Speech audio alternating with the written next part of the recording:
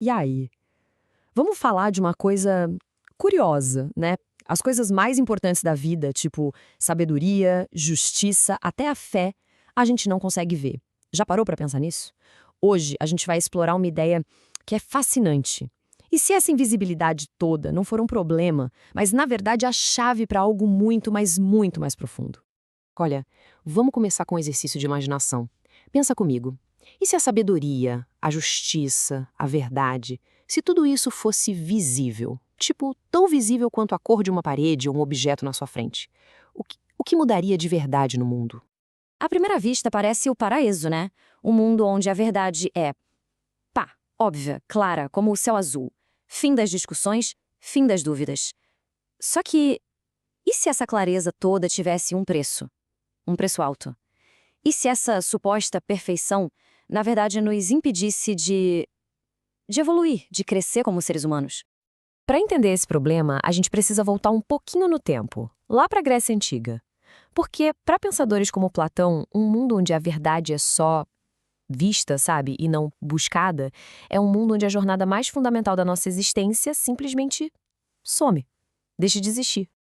Então, a ideia central de Platão é que a gente vive meio que em duas realidades ao mesmo tempo. Tem um mundo sensível, que é tudo que a gente vê, toca. Ele dizia que isso era como ver sombras dançando na parede de uma caverna. Mas a realidade de verdade, o mundo inteligível, essa só dá para alcançar com a mente, com a razão. É como finalmente sair da caverna e ver o sol de verdade pela primeira vez. E aqui tá o pulo do gato. Se a sabedoria fosse algo que a gente pudesse simplesmente ver, ela seria só mais uma sombra na parede. Ia pertencer a esse mundo das aparências. A sabedoria de verdade é a que importa, pertence ao mundo das ideias. E se a gente pudesse só olhar para ela, todo o esforço, toda a jornada de sair da caverna, de lutar para entender, tudo isso perderia completamente o sentido. As consequências disso, nossa, seriam drásticas. Pensa bem. O método socrático, aquele de perguntar, de dialogar para descobrir a verdade junto, inútil. A luta interna para ser uma pessoa melhor, mais virtuosa, era só olhar para o lado certo. A educação não seria mais sobre formar o caráter, mas sobre treinar os olhos. Que loucura, né? Isso tudo nos leva a uma conclusão bem poderosa. O verdadeiro valor não está em achar a verdade como quem acha um objeto perdido. Está no processo, na busca. É a jornada interior, sabe? O esforço da nossa mente é isso que realmente importa. Não um simples e passivo ato de olhar. E o mais interessante é que essa lógica do Platão, essa ideia de uma verdade que não se pode ver, serve de ponte para a gente entender uma das questões mais complexas e antigas da teologia. Um paralelo surpreendente, de verdade. É a pergunta de US$ 1 milhão, não é? Se Deus existe, por que ele simplesmente não aparece? De uma vez por todas, de um jeito que ninguém possa negar. Pois é, usando um raciocínio parecido com o de Platão, a resposta pode ser chocante. Talvez essa invisibilidade não seja uma ausência. Talvez ela seja, na verdade, uma condição essencial para algo muito, muito maior. E a chave para essa ideia está num versículo super famoso. A felicidade, a bem-aventurança, não está em quem vê e depois acredita, mas em quem acredita sem ter visto. O que isso quer dizer? Que a fé só tem valor de verdade quando é uma escolha livre, um ato de confiança total no invisível. Vamos colocar lado a lado. A visão direta, ela te dá certeza, claro, mas de certa forma ela te força a acreditar. Não sobra espaço para escolha. Já a fé, bom, a fé é o contrário.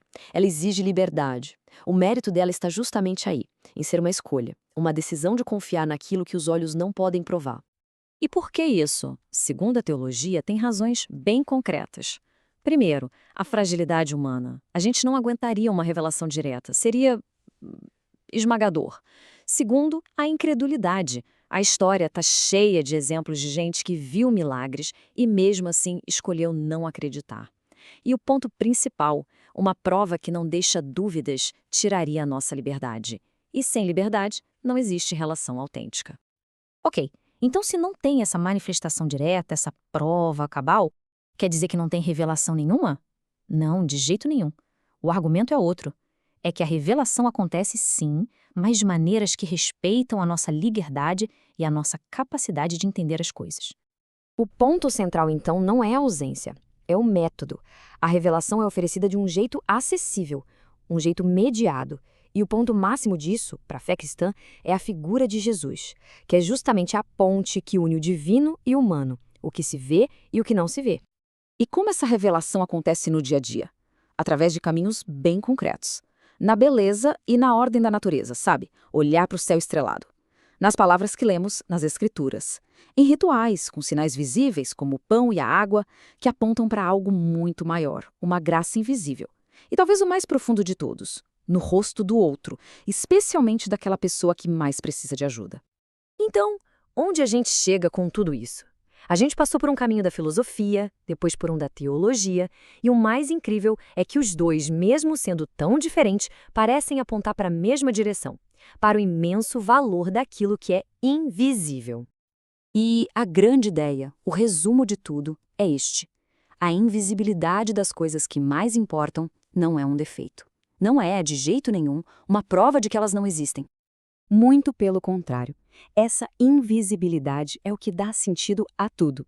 É o que nos força a usar a razão, a fazer escolhas difíceis, a exercitar a confiança. É o que nos joga numa busca que, no final das contas, nos transforma por dentro. É a própria jornada em busca da verdade que nos torna mais humanos. E eu quero terminar com uma provocação para a gente pensar. Será que o objetivo final é só ver a resposta, como se fosse um troféu no fim da corrida? Ou será que a verdade é algo que a gente descobre vivendo, numa vida inteira, de busca, de luta, de escolhas? A resposta, quem sabe, talvez esteja na própria jornada, para a gente pensar.